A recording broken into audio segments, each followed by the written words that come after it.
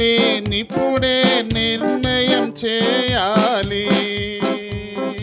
మోక్షమా నరకమా, నేనిప్పుడే నిర్ణయం చేయాలి. ఆత్మకు బదులుగా ఏమివ్వగలను ఎరిగించు నా ప్రభువా. ఆత్మకు బదులుగా నేనేమివ్వగలను ఎరిగించు నా స్వామి. మట్టి నుండి వచ్చిన ఈ శరీరము మట్టిలోనే కలవాలి. స్వామి నీవిచ్చిన ఈ ఆత్మ తిరిగి నీ చెంతకు చేరాలి.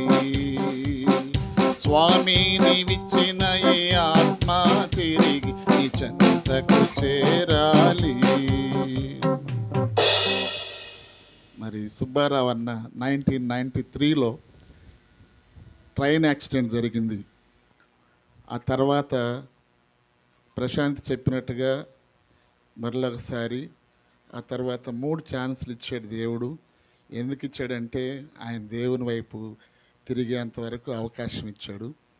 కాబట్టి చివరిలో ఆమె చెప్పిన సాక్ష్యాన్ని బట్టి ఆయన దేవుణ్ణి తెలుసుకొని వ్యక్తిగత రక్షకుడిగా ప్రభువుగా స్వీకరించిన తర్వాత దేవుడు ఆయన విశ్రాంతిలోనికి తీసుకున్నాడు. మరణం ఏ రీతిగా అయినా రావచ్చు, ఏ వయసులో అయినా రావచ్చు, కానీ ఇక్కడ ఉన్నప్పుడే మనం నిర్ణయం చేసుకోవాలి. కాబట్టి దేవునికి వందనాలు. దుఃఖపట్టం కాదు, కానీ ఇక్కడ కూర్చున్న మనం ఒకవేళ ప్రభువు పిలిస్తే ఎక్కడికి వెళ్తామనేది ఆలోచన చేయాలని ప్రేమతో మనం చేస్తున్నాం. Thank you. మంచిదండి. స్పెషల్ సాంగ్ పాడిన పాస్టర్ రవికుమార్ గారికి దేవుడి నామములో హృదయపూర్వక ధన్యవాదాలు తెలియజేసుకుంటున్నాము. వెనుకున్న వారు ముందు స్థలం ఉంది, కుర్చీలన్నీ ఖాళీగా ఉన్నాయి. దయచేసి వెనుకున్న వారు ముందుకు రావాల్సిందిగా మనం చేస్తున్నాను. వెనుకున్న వారు ముందుకు రండి, కుర్చీలన్నీ ఖాళీగా ఉన్నాయి. ముందు దయచేసి ముందుకు రావాల్సిందిగా మనం చేస్తున్నాను. వాక్యంలోకి వెళ్ళబోతున్నాము. వాక్యము చెప్తుంది రెవరెండ్ పున్నయ్య గారు కాకినాడ. వారు వాక్యం చెప్పబోతున్న వాక్యం చెబుతుండగా ఒక చిన్న ప్రార్థన చేసి రవికుమార్ పాస్టర్ గారు ఒక ప్రార్థన చేసి వాక్యంలోకి వెళ్తాం. ప్రార్థన చేసుకుందాం. పరిశుద్ధమైన తండ్రి, ప్రేమ కలిగిన ప్రభువా, మీకు వందనాలు, స్తోత్రాలు. మరి అన్నయ్య గురించి మేమందరం బంధువులుగా చిన్నప్పటి నుండి, మరి పెద్ద వయసులో ఉన్నవారు, వారిని ఎరిగిన వారు, ఇరుగు పొరుగు వారు అందరిని బట్టి మీకు వందనాలు. అవును తండ్రి, వారు ఎవరితోనూ ఎప్పుడు వివాదంగా లేరు. మరి నిన్ను ఎరక్కపోయినా సమాజంతో అందరితో సమాధానంగా సఖ్యత కలిగి జీవించాడు. అలాగే ప్రభు, ఆయన మిమ్మల్ని ఎరిగిన తర్వాత మీ మహిమలోనికి విశ్రాంతిలోనికి పిలుచుకున్నందుకు వందనాలు. మరి అక్కని అలాగే పిల్లల్ని మీరు ఆదరించండి, ధైర్యపరచండి ప్రభువా. మరి మీ దాసుడు నిలబడి వాక్యాన్ని అందిస్తుండగా మీ పరిశుద్ధ లేఖనాలలో నుండి మీ పరిశుద్ధ ఆత్మ ద్వారా ఈ కుటుంబాన్ని మాత్రమే కాకుండా ఇక్కడ కూడి వచ్చిన వారు దూరంగా ఉండి ఈ శబ్ద యంత్రం ద్వారా వినేవారిలో పరిశుద్ధాత్మ దేవుడా వారిని కదిలించండి. మీ దాసుడికి మీ మాటలు అందించండి. మీ రెక్కల చాటున భద్రపరిచి బలంగా వాడుకోవాల్సిందిగా వేడుకుంటూ మీ అధికారానికి అప్పగించుకుంటూ మా రక్షకుడు మీ ప్రియ కుమారుడు యేసుక్రీస్తు ప్రభుల వారి దివ్యమైన నామములో స్తుతించి ప్రార్థిస్తున్నాము తండ్రి. ఆమేన్.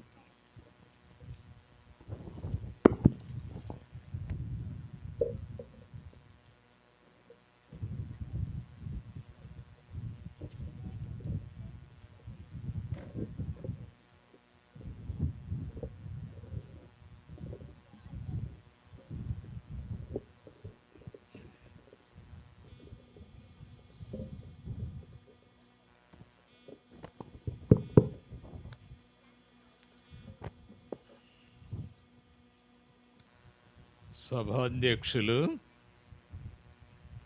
చిన్నా గారికి, అలాగే మరి ముందుగా వాక్యము చెప్పిన పాస్టర్ లాజరస్ గారికి, ఒక కీర్తన పాడి కొన్ని మాటలు చెప్పిన రెవరెండ్ రవికుమార్ గారికి, ఈ జ్ఞాపకార్థ కూటానికి వచ్చిన ప్రియులందరికీ ప్రభు నామమున నేను కృతజ్ఞత తెలియచేస్తున్నాను. మరి టైము 8:30 అవస్తుంది. మరి మేము చాలా దూరం నుండి రావడం జరిగింది, కాకినాడ నుండి. మరి ఈ కార్యక్రమము అయిపోయిన వెంటనే రాత్రికి చెన్నై మేము వెళ్తున్నాము. ఈ విశేషమైన సమయంలో నేను, నా సతీమణి, నా కుమారుడు, బంధువులందరూ కూడా ఇక్కడ కార్యక్రమానికి రావడం చాలా సంతోషము. మరి నేను ఒక అరగంట లేక 40 నిమిషాలు మాట్లాడాలని ఆశిస్తున్నాను. మరి వచ్చినటువంటి వారు ఎవరు దూర ప్రాంతానికి వెళ్ళేవారేం కాదు. ఈ పేటలో ఉన్నవారు, దగ్గరలో ఉన్నటువంటి వారు కనుక దయతో మరి మీరు ఈ సమయాన్ని గుర్తించి సహకరించాలని నేను కోరుతూ ఉన్నాను. చాలా విషయాలు మరి చెప్పాలని నేను ఆశపడుతున్నాను. ఎంత మరి చెప్పినా ఈ అరగంట లేక 40 నిమిషాల లోపుగా నేను చెప్పి ముగిస్తాను. ఇలాంటి కూటములు పెట్టుకోవడంలో ఒక బలమైన వాక్యాధారం ఉంది. సామెతల గ్రంథం 10వ అధ్యాయము 7వ వచనములో, నీతిమంతుని జ్ఞాపకము చేసుకొనుట ఆశీర్వాదకరమగును. అంటే దేవుని తెలుసుకున్నటువంటి వారిని, దేవుని వాక్యము చెప్తుంది, మనం అందరం కూడా నీతిమంతులం కాము. అయితే విశ్వాసము ద్వారా ప్రభు అయిన యేసుక్రీస్తునందు విశ్వాసముంచుట ద్వారా ఆయన పవిత్రమైన రక్తంతో శుద్ధీకరించబడడం ద్వారా మనము నీతిమంతులముగా తీర్చబడుతున్నాము. కనుక ఆ విధంగా దేవుణ్ణి ఎరిగినటువంటి వారిని జ్ఞాపకం చేసుకోవడం మనకి, అలాగే కుటుంబ సభ్యులకు ఆశీర్వాదకరము. 2-3 వారాల క్రితం సుబ్బారావు గారి యొక్క సతీమణి యాంతోనీ, మా అన్న కుమార్తె, నాకు ఫోన్ చేసి ఈ విధంగా జ్ఞాపకార్థ కూటం ఉంది, మీరు తప్పక రావాలి అని చెప్పారు. తను చెప్పే సమయానికి మరి నాకు ఒక పెళ్ళి ఫిక్స్ అయింది. ఆ పెళ్ళి నేనే చేయవలసి ఉంది. అమ్మ, నేను రావాలని ఉంది, కానీ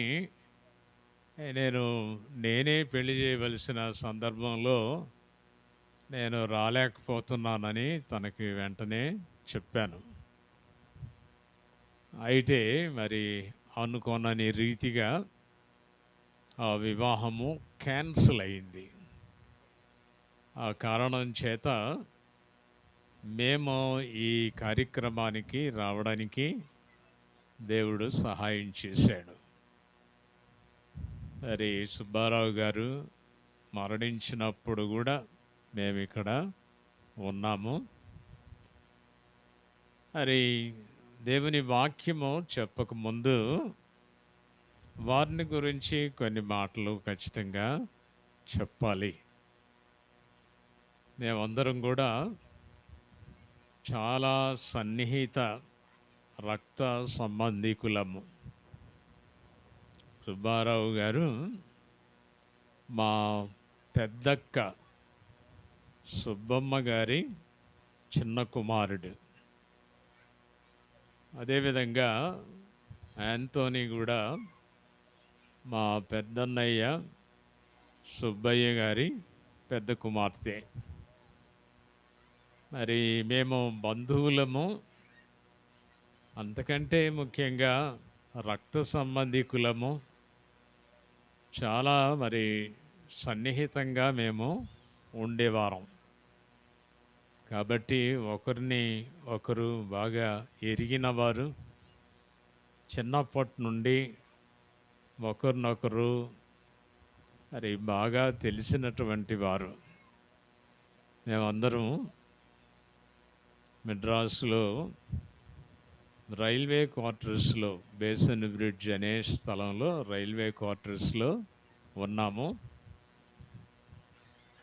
మరి ప్రశాంతి మంచి సాక్ష్యము చెప్పింది. మా బావగారు అంటే పేరయ్య గారు, ఆయన ప్రభువును తెలుసుకోలేదు. అయితే మా అక్క సుబ్బమ్మ గారు దేవుణ్ణి తెలుసుకున్నది. ఆమె చనిపోకముందు ప్రభువుని అంగీకరించి విశ్వాసిగా ఆమె జీవించారు. వారి యొక్క సంతానము సుబ్బారావు గారు. నేనంటే చాలా గౌరవము, అభిమానము. నేను మొదటి నుండి ఎప్పుడు సందర్భం వస్తే అప్పుడు నువ్వు ప్రభువుని నమ్ముకోవాలి, బాప్తిస్మము తీసుకోవాలి అని చాలాసార్లు హెచ్చరించాను. ఒకటేంటంటే ఎప్పుడు నా మాటకు వ్యతిరేకంగా ఎప్పుడు మాట్లాడలేదు. తలకాయ ఊపేవాడు, సరే అని అనేవాడు. నా మీద ఉన్న గౌరవం చేత తను ఆ మాటలను ప్రేమతో అంగీకరించినాడు, స్వీకరించాడు. ఒకవేళ బాప్తిస్మము తీసుకోకపోయినప్పటికీ యేసు ప్రభువుని చివరి రోజుల్లో ఆయన తెలుసుకోవడం, అంగీకరించడం అది చాలా సంతోషము. ఈ కుటుంబాన్ని మేము బహుగా ప్రేమిస్తాము. ముగ్గురు పిల్లలు. పెద్ద కుమార్తె వివాహానికి మేము వెళ్ళాము. చిన్న కుమార్తె యొక్క ప్రశాంతి వివాహానికి కూడా ఇక్కడ ఉన్నాము. కుమారుడు అరుణ్ వివాహము నేనే చేశాను. కాబట్టి ఫ్యామిలీతో మాకు చాలా సన్నిహిత సంబంధం ఉంది. మరి తనను గురించి చెప్పాలంటే మితభాషి. ఎప్పుడు మరి ఎక్కువగా మాట్లాడేవాడు కాదు. ఎవరన్నా పలకరిస్తే పలకడం, సొంతగా కల్పించుకొని మాట్లాడడం కానీ, ఎక్కువగా మాట్లాడడం కానీ ఎప్పుడు లేదు. చాలా సౌమ్యుడు అని చెప్పడానికి నేను సంతోషిస్తున్నాను. ఎవరితో కూడా గొడవపడేటటువంటి వ్యక్తి కాదు, ఘర్షణ పడేవాడు కాదు. అందరితో సమాధానంగా మరి జీవించారు. ఒక మాట అంటారు, అజాత శత్రువు. అంటే శత్రువులు లేనటువంటి వ్యక్తిగా తను చివరి వరకు జీవించాడు. మరి ఏ ఫంక్షను జరిగినా ఆ ఫంక్షన్స్‌కి తప్పక వచ్చేవాడు. అంటే బంధుప్రీతి చాలా తనకి ఎక్కువ. ఏ ఊళ్ళో కార్యక్రమం జరిగినా మొత్తానికి ఓపిక చేసుకొని ఆ కార్యక్రమాలకు రావడం నేను ఎరుగుదును. తల్లిదండ్రులంటే చాలా గౌరవము. ఎప్పుడు వారిని వ్యతిరేకించడం గానీ, వారికి వ్యతిరేకంగా మాట్లాడడం గానీ ఎప్పుడు లేదు. తర్వాత తోబుట్టువులంటే గూడా చాలా ప్రేమ. మరి వాళ్ళ అన్నయ్య వెంకటేశ్వర్లు, నేను చాలా సన్నిహితంగా ఉండేవాళ్ళం. నేను మామ, ఆయన అల్లుడు అని ఆ బంధుత్వం ఉన్నా అంతకంటే ఎక్కువ సన్నిహితంగా మేముండేవాళ్ళం. ఆ బంధుత్వాన్ని బట్టి, సన్నిహితాన్ని బట్టి ఒకసారి బైబిల్ ఆయనకి ఇచ్చాను. బైబిల్ ఇస్తే పెట్టెలో పెట్టుకొని 3, 4 నెలల తర్వాత పున్నయ్య నాకు భయమేస్తుంది ఆ బైబిలు నేను పెట్టుకోవడానికి అని జాగ్రత్తగా మళ్ళీ నాకు ఇచ్చేసాడు. మేము చాలా సన్నిహితము. మరి జయ సుబ్బారావు గారి యొక్క చెల్లి మరి చిన్నప్పటి నుండి నేను బాగా ఎరుగుదును. చిన్నప్పుడు బెంటిక్ స్కూల్లో తనను నేనే చేర్చడం జరిగింది. నేనంటే కూడా జయాకి చాలా గౌరవము, ప్రేమ. ఈ కుటుంబ సభ్యులందరూ కూడా మమ్మల్ని ఎక్కువగా ప్రేమించేటటువంటి వారు. సుబ్బారావు గారు మరి ఎప్పుడంటే సభను బట్టి గారు అని అంటున్నాం కానీ ఎప్పుడు సుబ్బారావే అని పిలిచేటటువంటి వాణ్ణి. కనుక మరి ఇలాంటి వ్యక్తి మరి మనకి దూరము అవ్వడం, శరీర రీతిగా ఆయన మనతో లేకపోవడం అది చాలా విచారకరమైన విషయము. ప్రత్యేకంగా ప్రశాంతి చెప్తూ ఉన్నప్పుడు దేవుని బిడ్డలు ఇలాంటి బాధలు అనుభవించకుండా తప్పించుకోవడం అనేది సాధ్యం కాదు. అపోస్తలుల కార్యముల గ్రంథం 9వ అధ్యాయంలో ఒక స్త్రీని గురించి చెప్పబడింది. ఆమె తబిత. 9:36లో తబిత అను ఒక శిష్యురాలు ఉండెను. ఆమెకు భాషాంతరమున దొర్క అని పేరు. ఆమె సత్క్రియలను, ధర్మకార్యములను బహుగా చేసి ఉండెను. బాగుంది. అయితే ఆ దినముల యందు ఆమె కాయలాపడి చనిపోగా. ఆమె యేసు ప్రభు శిష్యురాలని ఇప్పుడే చదువుకున్నాం. అయినా ఆమె కాయిలాపడి చనిపోయింది. మనం అందరం కూడా శరీరంలో ఉన్నాము. శరీర బలహీనతలు కలుగుతాయి. మరి ఈరోజు నా 74వ సంవత్సరపు బర్త్డే. ఈరోజు మరి మా చర్చ్లో చాలా ఘనంగా చేస్తారు. మరి మీరు వెళ్తున్నారా అంటే వెళ్తున్నాము, మాకు జ్ఞాపకార్థ కూటం ఉంది అంటే వాళ్ళు చాలా బాధపడ్డారు. మరి దేవుని మహాకృప వలన 74 సంవత్సరాలు ఈరోజుకి ముగించుకున్నా. నాకు బీపీ ఉంది, షుగర్ ఉన్నది, మరి హార్ట్ ప్రాబ్లం ఉన్నది, కొలెస్ట్రాల్ ఉన్నది, చాలా బలహీనతలు ఉన్నాయి. అంటే దేవుని బిడలైనంత మాత్రాన వ్యాధి రాదు, జబ్బు చేయదు అని బైబిల్ చెప్పడం లేదు. నీతిమంతునికి కలుగు ఆపదలు అనేకములు. దావీదు దేవునికి చాలా సన్నిహితుడు.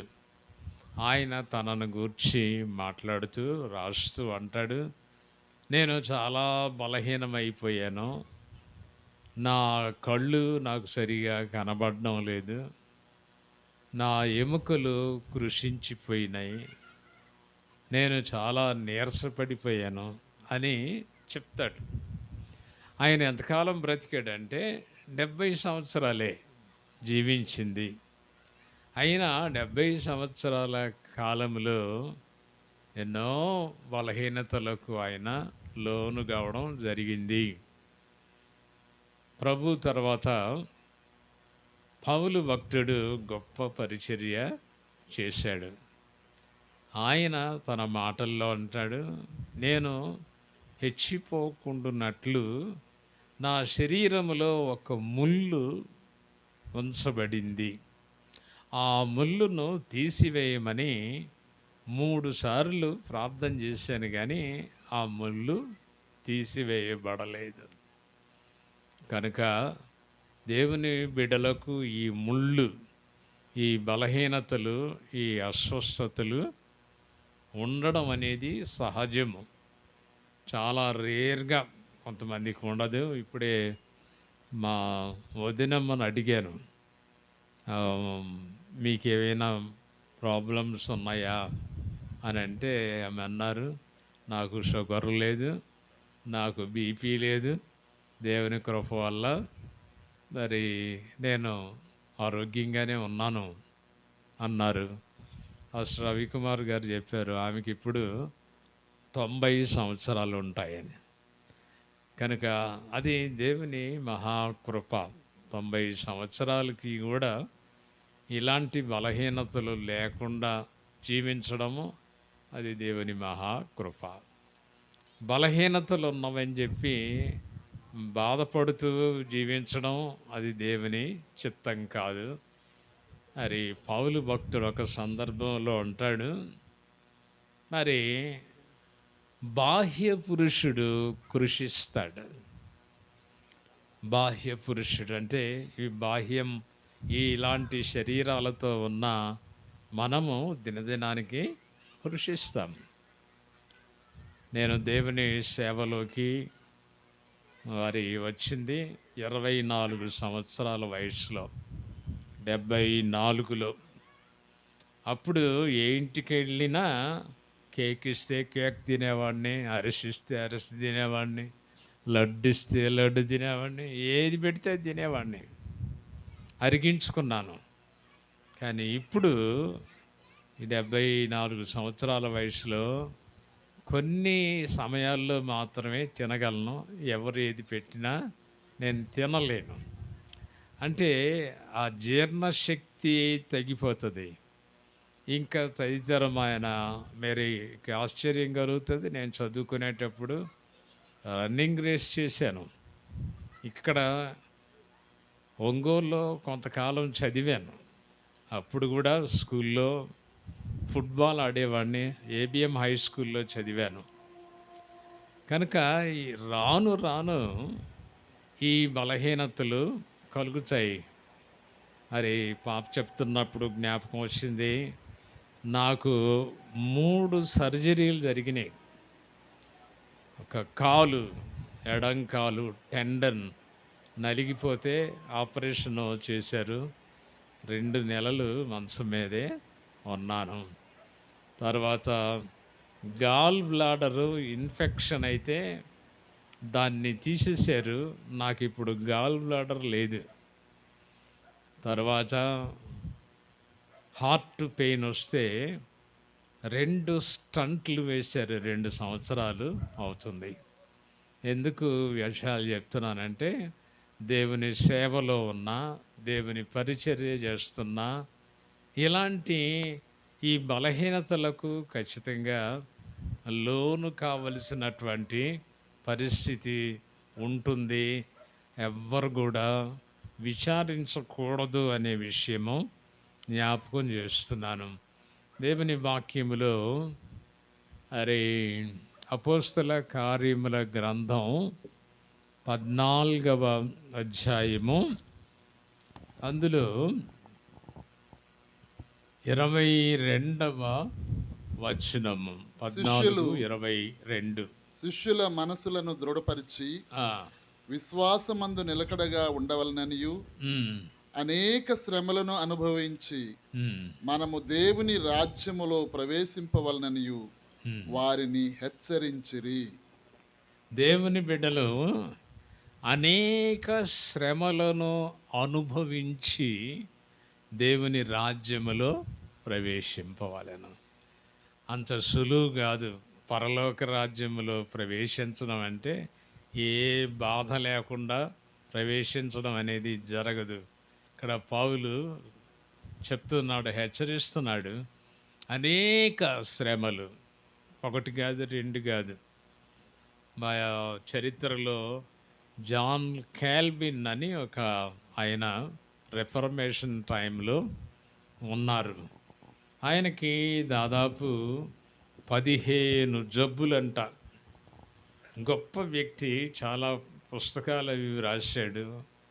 మార్టిన్ లూథర్ గారితో సమకాలికుడు, గొప్ప పరిచర్య చేసిన వ్యక్తికి దాదాపు 15 జబ్బులు ఉన్నాయి. కనుక మరి ఈ జబ్బులు అనేటటువంటిది they are part of our Christian life. దేవుని బిడ్డల జీవితంలో ఇవి ఒక భాగము. ఇవి లేకుండా ఎవరు ఉండరు. కనుక శరీరములో ఉన్నంత కాలము ఈ శ్రమలను మనం అనుభవించవలసి ఉంది. ప్రార్థన చేస్తాము, తాత్కాలికంగా దేవుడు సహాయం చేస్తాడు. మళ్ళీ మరి శరీరంలో ఉన్నాం కనుక మళ్ళీ బలహీనతలకు లోనవడం జరుగుతుంది. నాకు తెలుసు సుబ్బారావు గారు ఎంత శ్రమ పడ్డారు, ఎంత అనారోగ్యానికి గురి అయ్యారు. మేము ఇక్కడ లేకపోయినా టైం టు టైము అరుణ్కి ఫోన్ చేయడం, చిన్నాకి ఫోన్ చేయడం, ఎలాగుందని మరి తెలుసుకుంటూ ఉండేవాళ్ళం. చాలా సివియర్ పెయిన్ ఆయన అనుభవించినాడు. మరి అది సహజం ఆ విధంగా అనుకోవడం. నన్ను కూడా మా కాళ్ళు చేతులు కట్టేశారు, మరి ఇంజెక్షన్స్ వేశారు, అటు ఇటు కదలకూడదన్నారు. ఇవన్నీ కూడా జీవితంలో ఒక భాగము అని నేను జ్ఞాపకం చేస్తున్నాను. వాటన్నిటిలో కూడా దేవుని వైపు చూస్తూ ధైర్యంగా ముందుకు సాగవలసి ఉంది. సరే, ఇప్పుడు దేవుని వాక్యములో నుండి ఇంకొక 10 నిమిషాలు దేవుని వాక్యములో నుండి కొన్ని విషయాలు చెప్పాలి. ఏంటి అంటే మరణమును గూర్చి. మరణము అనే ఆ మాట అందరికీ ఇష్టం ఉండదు. నేను కాకినాడ నుండి వచ్చానని చెప్పాను కదా. మరణం అనరు. మీరు ఎవరన్నా వాళ్ళ బంధువుల గురించి అడిగితే వాళ్ళు పోయారు అంటారు. చనిపోయారు అనరు, వాళ్ళు పోయారు అంటారు. అంటే చనిపోయారు అనే మాట కూడా వాడడానికి ఇష్టం ఉండదు. కొంతమంది అంటుంటారు, జరగకూడదు ఏదైనా జరిగితే ఏంటంటే చావు అనరు. కనుక ఆ చావు, మరణము అనేటటువంటి మాటలు వాడడమే కొంతమందికి ఇష్టం ఉండదు. కానీ ఇది కూడా మనం తప్పించుకోలేము. ఒక డాక్టర్ గారు అన్నారు, we can avoid infection and illness. అంటే అంటువ్యాధి రాకుండా జాగ్రత్త పడవచ్చు. ఇప్పుడు అందరూ మరి మాస్కులు తీసేశారు. ఇప్పుడు మాస్కులు వాడడం లేదు. కొంతకాలం మాస్కులు వాడారు. ఎందుకంటే అంటువ్యాధి రాకుండా. వీ కెన్ అవాయిడ్ ఇన్ఫెక్షన్, అది మనం చెయ్యొచ్చు. And we can avoid illness, వ్యాధి రాకుండా కూడా జాగ్రత్త పడవచ్చు. But we cannot stop death. మరణాన్ని మాత్రం ఎవ్వరూ తప్పించుకోలేరు. ఇది నేను చెప్పిన మాట డాక్టర్ గారు చెప్పింది.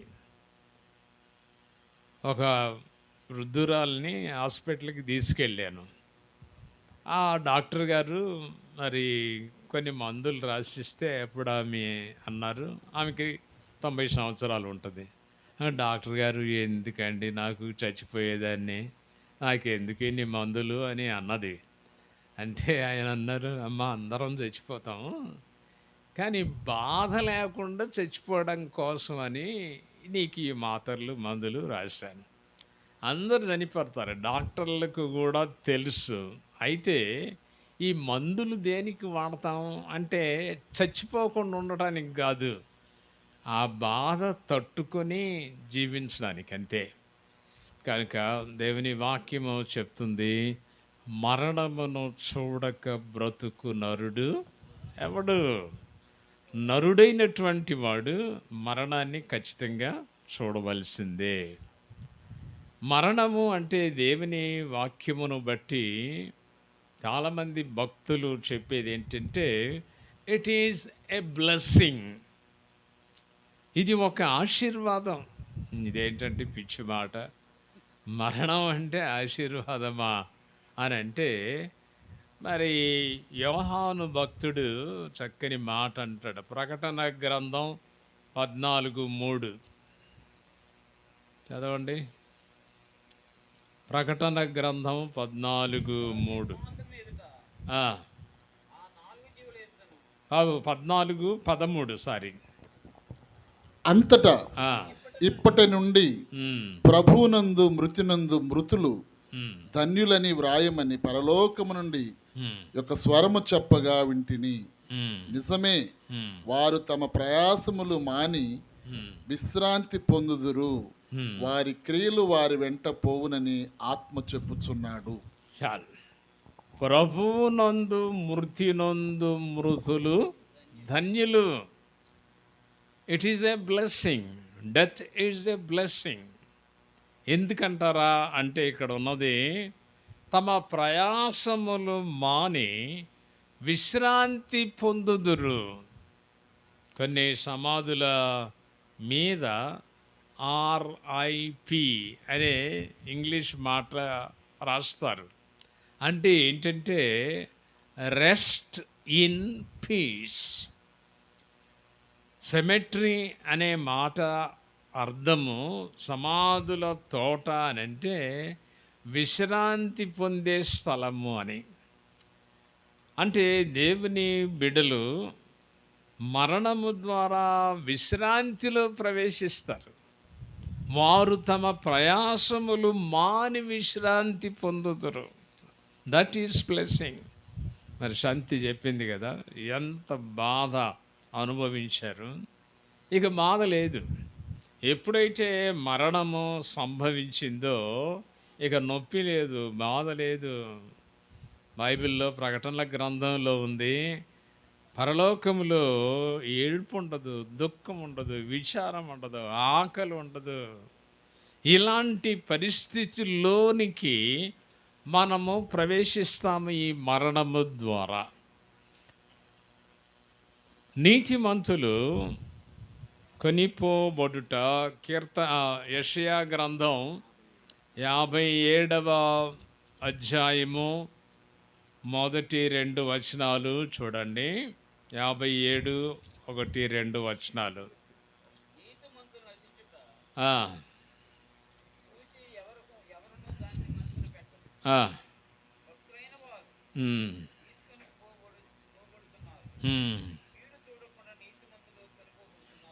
చాలు. భక్తులైన వారు తీసుకొని పోబడుచున్నారు. భక్తులైన వారు వెళ్ళిపోవడం లేదు. నేను చాలాసార్లు చర్చిలో చెప్తుంటాను, వారు పోయారు అనకండి. మన అంతటా పోవడం లేదు. చనిపోవడం అంటే మన అంతటా మనం వెళ్ళడం లేదు. భక్తులైన వారు తీసుకొని పోబడుచున్నారు. దేవుని బిడ్డలు మనంతటా మనం వెళ్ళము, దేవుడు మనల్ని తీసుకొని వెళ్తాడు. యోబు బిడ్డలు చనిపోయినప్పుడు అన్నాడు ఆయన, యెహోవా ఇచ్చెను, యెహోవా తీసుకొని పోయెను. కనుక మనంతటా మనం వెళ్ళం, కానీ దేవుడు తీసుకొని వెళ్ళడం జరుగుతుంది. మరి బైబిల్లో లాజరు అనే ఒక దరిద్రుడు ఉన్నాడు. ఆయన చనిపోయినప్పుడు వ్రాయబడినటువంటి మాట లూకాసు వార్త 16వ అధ్యాయము మరి 21 నుంచి చదువుతున్నాను. అతని బల్ల మీద నుండి పడు రొట్టె ముక్కలతో ఆకలి తీర్చుకొనగోరెను, అంతేగాక కుక్కలు వచ్చి వాని కురుపులు నాకెను. ఎంత దయనీయమైన పరిస్థితి! కుక్కలు వచ్చి ఆ గాయాలు నాకుతున్నాయి. ఆ దరిద్రుడు చనిపోయి దేవదూతల చేత అబ్రహాము రొమ్మున ఆనుకొనుటకు కొనిపోబడెను. ఆ శరీర రీతిగా అంత దీనస్థితి ఉన్నా చనిపోయినప్పుడు దేవదూతల చేత కొనిపోబడెను. మెడ్రాసులో విల్లివాకం అనే ఒక స్థలం ఉంది. ఆ స్థలంలో సెటిల్మెంట్ వాళ్ళు చాలామంది ఉండేవారు గతంలో. మరి వీరు రైల్వే క్వార్టర్స్లో కూడా చాలా కాలం క్రితం ఉన్నారు. ఒక ఆయన మరి ఈ సెటిల్మెంట్ వాళ్ళంటే దొంగలు అన్నమాట, అది వాళ్ళ వృత్తి. చనిపోతే ఒక లారీడు దండలు వచ్చినాయంట. కొంతమంది దేవుని బిడ్డలు చనిపోతే దిక్కుమాకు లేకుండా సమాధి చేయడం జరుగుతుంది. అంటే లోకరీతిగా ఇలాంటివి ఘనకార్యాలు కనపడవచ్చు, జరగచ్చు, కానీ దేవుని బిడ్డలైతే దేవుని చేత కొనిపోబడతారు. కనుక బైబిల్ చెప్తుంది, యోబు అంటున్నాడు, యెహోవా ఇచ్చెను, యెహోవా తీసుకొని పోయాను, యెహోవా నామమునకు స్తుతి కలుగునుగాక. అంత సులువైన విషయం కాదు. తండ్రిగా ఇంతకాలము మరి పిల్లల్ని చూసుకొని అన్నీ సమకూర్చి ఆయన లేకపోవడం అనేది అంత సులువైన విషయం కాదు. కానీ దేవుని వాక్యం చెప్తుంది, నిబ్బరంగా ధైర్యంగా ఉండాలి. బైబిల్లో యోబును గురించి చెప్పబడిన మాట, ఈ విషయములలో ఏ విషయమందును దేవుడు అన్యాయము చేసెనని చెప్పలేదు. కొన్నిసార్లు ఇలాంటి సంఘటనలు జరిగినప్పుడు దేవుడు అన్యాయం చేశాడు, మమ్మల్ని విడిచిపెట్టేశాడు, ఇలాంటి మాటలు అంటుంటారు. కానీ దేవుడు అన్యాయము చేయడు. మరణము ద్వారా కూడా దేవుడు తన బిడలను ఆదరిస్తాడు. దాని వెనక దేవుని యొక్క మహాకార్యము ఉంటుంది. దేవుని సన్నిధికి కొనిపోబడడం జరుగుతుంది గనుక ధైర్యంగా నిబ్బరంగా ఉండాలి. చివరిగా ఇందాక చెప్పాను కదా, ప్రభువునందుండి మృతులైన మృతులు ధన్యులు. చనిపోకముందు దేవుణ్ణి తెలుసుకొని మరణిస్తే అది వారికి ధన్యకరం. కానీ బ్రతికుండగా కూడా ఆయన్ని తెలుసుకోకుండా చనిపోతే చాలా భయంకరం. ప్రభు మరొక సందర్భంలో అన్నాడు, మీరు పాపములో నుండి చనిపోతే మీరు నా దగ్గరికి రాలేరు. మీ పాపాలు క్షమించబడాలా, మీ పాపములు ఆయన రక్తంతో కడుగుబడాలా, యేసు ప్రభుని సొంత రక్షకునిగా అంగీకరించాలా, చనిపోకముందు యేసు ప్రభు నమ్ముకోవాలి. అప్పుడు చనిపోతే ప్రభు సన్నిధికి వెళతాం. చెప్పాలంటే మరి మా నాన్నగారు లేరు. మా నాన్నగారు చనిపోయి 40 సంవత్సరాలు అయింది. ఇప్పటికీ ఇక్కడే ఆయన చనిపోయారు. 84లో చనిపోయారు. ఇప్పటికీ 40 సంవత్సరాలు అయింది. మన లోక సంబంధమైన రక్త సంబంధికులు మనతో ఎల్లకాలం ఉండరు. వారు ప్రభు సన్నిధికి వెళతారు. శరీర రీతిగా మనం ఒంటరిగా ఉన్నాము అని అనుకున్న బైబిల్ చెప్తుంది, నేను మీతో సదాకాలం ఉన్నాను. ఉంటాను కాదు, ఉన్నాను. ముందుకు ఉండేది కాదు, ఇప్పుడు కూడా ఉన్నాను. కనుక బ్రతికినంత కాలము దేవుని బిడలతో సదాకాలం ఆయన ఉన్నాడు గనుక నిబ్బరంగా ధైర్యంగా ఉండాలని కోరుకుంటూ, ఈ మాటలు వింటున్న వారు ఎవరైనా ఇంకా యేసు ప్రభువుని సొంత రక్షకునిగా అంగీకరించకుండా ఉంటే మీరు ప్రభువుని నమ్ముకోండి. ప్రభు సన్నిధికి వెళ్ళడానికి సిద్ధంగా ఉండాలని కోరుకుంటూ, నేను చెప్పిన అరగంట సమయం అయిపోయింది. ప్రభు మిమ్మందరినీ ఆశీర్వదించునుగాక. ఆమెన్. మంచిదండి. ఇంతవరకు వాక్యం చెప్పిన పున్నయ్య గారికి దేవుని నామములో మా కుటుంబం పక్షాన హృదయపూర్వక ధన్యవాదాలు తెలియజేసుకుంటున్నాం. పున్నయ్య గారంటే మా మేనమామ, మా అమ్మ తమ్ముడు. సభాముఖంగా పున్నయ్య గారని చెప్పాల్సి వచ్చింది. మా సొంత మేనమామ పున్నయ్య గారంటే. అలాగే వేదిక మీద కూర్చున్న రవికుమార్ మా అన్నయ్య. మా బంధుమిత్రులందరూ ఇక్కడ ఉన్నారు, రక్త సంబంధికులు అందరూ ఉన్నారు. ఈ కార్యక్రమం ఇంతవరకు ముగించబడింది. ఇక పలహారం ఉందండి, పలహారం వస్తుంది. పలహారం తీసుకుని ఉండగా పలహారం గురించి లాజర్ గారు ప్రార్థించవలసిందిగా మనవి చేస్తున్నాం.